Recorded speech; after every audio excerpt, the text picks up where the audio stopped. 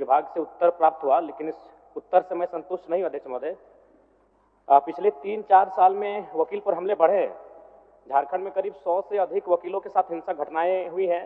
जिला अदालत और हाईकोर्ट के अधिवक्ता भी हमले के शिकार हुए हैं। रांची के अधिवक्ता राम प्रवेश सिंह, जमशेदपुर में अधिवक्ता प्रकाश यादव, तमाड़ में अधिवक्ता मनोज झा, चतरा के अधिवक्ता जगन्नाथ पंडित की हत्या हो चुकी है। लेकिन इस प्रश्न का उत्तर अस्वीकारात्मक आया है अध्यक्ष महोदय। इतना असंवेदनशील सरकार कैसे हो सकती है? तो मेरा पूरक प्रश्न है, मंत्री महोदय बताने की कृपा करेंगे कि उक्त वकीलों की हत्या हुई है या नहीं हुई है? माननीय मंत्री जी। अध्यक्ष महोदय, माननीय सदस्य का जो प्रश्न है, जिस पर सरकार की ओर से स्पष्ट जवाब दिया गया है, जिन अधिवक्ताओं का उन्होंने अभी जिक्र कर रहा है, उनका अभी तक सरकार के पास ऐसे कोई प्रतिवेदन रिपोर्ट और विभागीय स्तर पर प्राप्त नहीं है। दूसरा कुछ पूछ रहा है? अध्यक्ष महोदय, मुझे मालूम था कि मंत्री महोदय के द्वारा कुछ ऐसा ही कहा जाएगा कि उन्हें लिखित शिकायत नहीं मिली, लेकिन ये संवेदनशील विषय है अध्यक्ष महोदय। इससे पूरा राज्य परिचित है, किस प्रकार की घटनाएं घटी हैं और घटती हैं। और साथ ही अध्यक्ष महोदय, मेरा दूसरा प्रश्न था जिसमें सरकार के माध्यम से उत्तर आया है कि न्यासी समिति के द्वारा उन्हें 7,000 रुपए का भुगतान किया जाता है। अध्यक्ष महोदय, आपको बताना चाहता हूं कि न्यासी समिति के पास वकीलों के मृत्यु संबंधित पैसे देने को नहीं है, तो फिर पेंशन की राशि कहां से हो पाएगी? महोदय, मैं माननीय मंत्री महोदय से अनुरोध करना चाहता हूं कि सरकार न्यासी से सलाह ना लेकर काउंसिल के सदस्यों से सलाह लेकर अगर इस पर फैसला करे तो बेहतर होगा। चलिए, आपका सुझाव माननीय मंत्री जी। अध्यक्ष महोदय, यह अधिवक्ता ये जो माननीय सदस्य बात उठाए हैं, ये 2014 से ही ये कमेटी द्वारा, झारखंड अधिवक्ता कल्याण निधि न्यासी समिति द्वारा, जिनका 65 वर्ष आयु होने के बाद उसे 7,000 रुपया दिया जाता था, और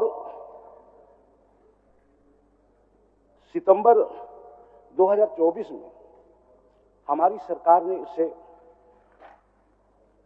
अनुदान स्वरूप अंशदान देने की निर्णय लिया है। और ये विधि विभागीय संकल्प ज्ञापन 2151 जे दिनांक 18/9/24 द्वारा झारखंड अधिवक्ता कल्याण निधि समिति के द्वारा उन्हें देय 7,000 रुपये प्रति माह पेंशन के समतुल्य राशि के बराबर वित्तीय वर्ष 2024-25 हेतु 1,60,00,000 रुपये मात्र का अनुदान भुगतान झारखंड अधिवक्ता कल्याण निधि न्यासी समिति को करने की स्वीकृति प्रदान कर दी है। महोदय, ये जो है अभी सरकार की ओर से वो समिति को जमा कर दिया गया है, उनका भी नहीं मिला है, लेकिन उसको बहुत जल्द मिल जाएगी।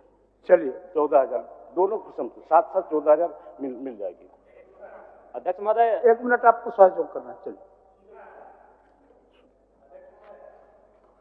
राज्य में ये क्या हो रहा है अध्यक्ष महोदय? रांची जिला अंतर्गत चान्हो में जिस तरह से आनंदशील आश्रम में आप उनका प्रश्न समाप्त होने अध्यक्ष दीजिए। महोदय, प्रश्न ये बहुत बड़ा विषय है अध्यक्ष महोदय। समझ रहे हैं। साधु और उनके आप साथ उनका दो सहयोगी उनका समाप्त होने वहां दीजिए। पर अध्यक्ष महोदय, उनका प्रश्न आश्रम में कोई धन दौलत नहीं होता है अध्यक्ष महोदय। इंटेंशन क्या है? इंटेंशन हत्या का है, लूटना माननीय नहीं है। सदस्यों का प्रश्न को बाधित न करें माननीय सदस्य, उसके बाद सूचना रखिए, आपको मौका देंगे हम।